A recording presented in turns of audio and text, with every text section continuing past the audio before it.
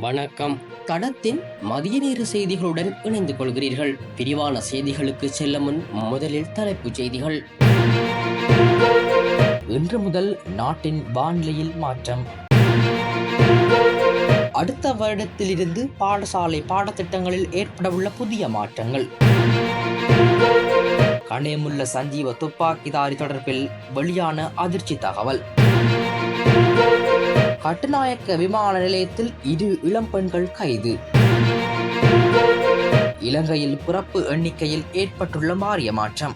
இனி தொடர்பான விரிவான செய்திகள். கடந்த 19ஆம் தேதி புதுக்கடை இலக்கம் 5 நீதவான் நீதிமன்றில் திட்டமிட்ட குற்ற செயற்பாடுகளுடன் தொடர்புடைய குற்றவாளியான கணேமுல்ல சஞ்சீவனின் கொலை தொடர்பாக கைது செய்யப்பட்ட துப்பாக்கிதாரி கடந்த ஆண்டு டிசம்பரில் கந்தானையில் நடந்த துப்பாக்கிச் சூட்டில் தொடர்புடைய துப்பாக்கிதாரி என அடையாளம் காணப்பட்டுள்ளார்.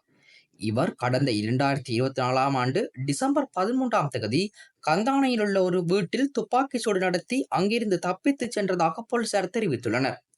வெளிநாட்டில் வசிக்கும் ஒரு ஒழுங்கமைக்கப்பட்ட குற்றவாளியால் இந்த துப்பாக்கிச் சூடு நடத்தப்பட்டது என்பது விசாரணைகளில் தெரிய வந்துள்ளது. கொழும்பு குற்றப்பிரிவு சந்தேக நபரை 90 நாள் தடுப்பு காவல் உத்தரவின் கீழ் விசாரித்த பின்னர் இந்த தகவல் வெளிச்சத்துக்கு வந்தது. 27 வயதான சந்தேக நபர் கடந்த மாதம் புதுக்கடை இலக்கம் 5 நீதவான் நீதிமன்றில் ஒரு வழக்கறிஞராக மாறுவேடமிட்டு கணேமுல்ல சஞ்சீவ மீது துப்பாக்கி சூடு நடத்திய சம்பவம் தொடர்பில் கைது செய்யப்பட்டுள்ளமை குறிப்பிடத்தக்கது.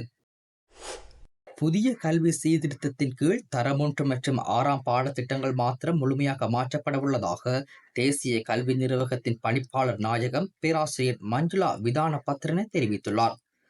புதிய சீர்திருத்தங்களின் கீழ் ஏனைய தரங்களில் குறிப்பிடத்தக்க மாற்றங்கள் எதுவும் ஏற்படாது. ஆனால் 10ஆம் தர பாடமுறைமை பகுதியளவில் மாற்றப்படும் எனவும் அவர் குறிப்பிட்டுள்ளார். இந்த 3 தரங்களிலும் புதிய கற்றல் மற்றும் கற்பித்தல் செயல்முறை 2026ஆம் ஆண்டின் தொடக்கத்தில் இருந்து வகுப்பறைகளில் செயல்படுத்தப்படும் என்று அவர் குறிப்பிட்டுள்ளார். மேலும் அமைச்சரவை பத்திரங்களுக்கு தேவையான தகவல்களை வழங்குதல், ஆசிரியர் பயிற்சி திட்டங்களை ஏற்பாடு செய்தல், தொகுதிகளை தயாரித்தல், புத்தகங்களை தயாரித்தல் போன்ற சீர்திருத்த செயற்பாடுகள் சுமூகமாக நடைபெற்று வருவதாகவும் பணிப்பாளர் நாயகம் தெரிவித்துள்ளார். 3 மில்லியன் ரூபாய் மதிப்புள்ள வெளிநாட்டு சிகரெட்டுகளை சட்டவிரோதமாக நாட்டிற்கு கொண்டு வந்து கட்டுநாயக்க விமான நிலையத்திலிருந்து வெளியே கொண்டு சென்ற 2 பெண்கள் கைது செய்யப்பட்டுள்ளனர். பெண் பயணிகள் இன்று காலை விமான நிலைய போலீஸ் போதைப்பொருள் பணியகத்தின் அதிகாரிகளால் கைது செய்யப்பட்டனர். இருவரில் ஒருவர் பொலனறுவை பகுதியைச் சேர்ந்த 32 வயதுடைய பெண் எனவும் மற்றைய பெண் நாரம்மல பகுதியைச் சேர்ந்த 23 வயதுடைய பெண் எனவும் போலீசார் குறிப்பிட்டுள்ளனர். போலீஸ் போதைப்பொருள் ஒழிப்பு பிரிவின் அதிகாரிகள் நடத்திய முதற்கட்ட விசாரணையில் இந்த சிகரெட்டுகளை கொண்டு வருவதற்காகவே இருவரும் சுற்றுலா விசாக்களின் மூலம் துபாய்க்கு சென்றிருந்தமை தெரிய வந்துள்ளது. நாட்டில் தற்போது நிலவும் மழை நிலைமை இன்று முதல் குறைவடையும் சாத்தியம் காணப்படுவதாக வளிமண்டலவியல் திணைக்களம் எதிர்ப்பு கூறியுள்ளது. மேலும் மற்றும் சப்ரகமுவ மாகாணங்களிலும் காலி மற்றும் மாத்தறை மாவட்டங்களிலும் சில இடங்களில் மாலையில் அல்லது இரவில் மழையோ அல்லது இடியுடன் கூடிய மழையோ பெய்யக்கூடிய சாத்தியம் காணப்படுகின்றது. இடியுடன் கூடிய மழை பெய்யும் வேளைகளில் அப்பிரதேசங்களில் தற்காலிகமாக பலத்த காற்று வீசக்கூடும். மின்னல் தாக்கங்களினால் ஏற்படக்கூடிய பாதிப்புகளை குறைத்துக் கொள்ள தேவையான முன்னெச்சரிக்கை நடவடிக்கைகளை எடுத்துக்கொள்ளுமாறு பொதுமக்கள் அறிவுறுத்தப்படுகின்றார்கள். நாட்டில் உயிருடன் பிறக்கும் குழந்தைகளின் எண்ணிக்கை சுமார் 1 லட்சம் வரை குறைந்துள்ளதாக இலங்கை சமூக சுகாதார நிபுணர்கள் சங்கம் தெரிவித்துள்ளது. உலக பிறப்பு குறைபாடுகள் தினத்தை முன்னிட்டு கொழும்பு மருத்துவ சங்க மண்டபத்தில் நடைபெற்ற கருத்தரங்கில் கருத்து தெரிவிக்கும் பொழுதே டாக்டர் கபில ஜெயரத்ன இதனை தெரிவித்துள்ளார்.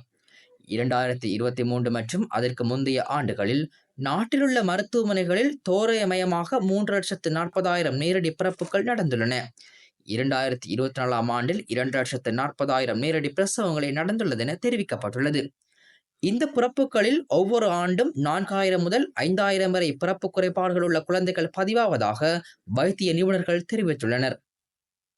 பெற்றோரின் மரபணு மாற்றங்கள் மற்றும் தாயின் சரியான ஊட்டச்சத்து இல்லாமை போன்ற காரணிகள் பிறப்பு குறைபாடுகளுடன் குழந்தைகள் பிறப்பதற்கான காரணங்களாக அடையாளம் காணப்பட்டுள்ளன.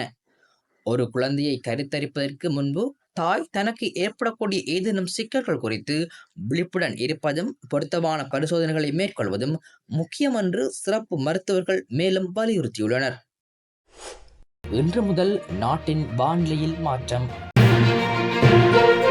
அடுத்த வருடத்திலிருந்து பாடசாலை பாடத்திட்டங்களில் ஏற்படவுள்ள புதிய மாற்றங்கள்.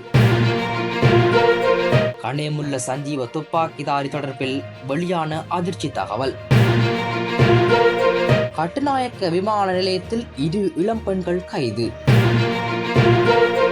இலங்கையில் பிறப்பு எண்ணிக்கையில் ஏற்பட்டுள்ள மாறிய மாற்றம். இது போன்ற செய்திகளை தெரிந்து கொள்ள தடம் நியூஸ் சேனலை சப்ஸ்கிரைப் செய்து அருகில் உள்ள பெல் பட்டனை கிளிக் செய்யுங்கள்.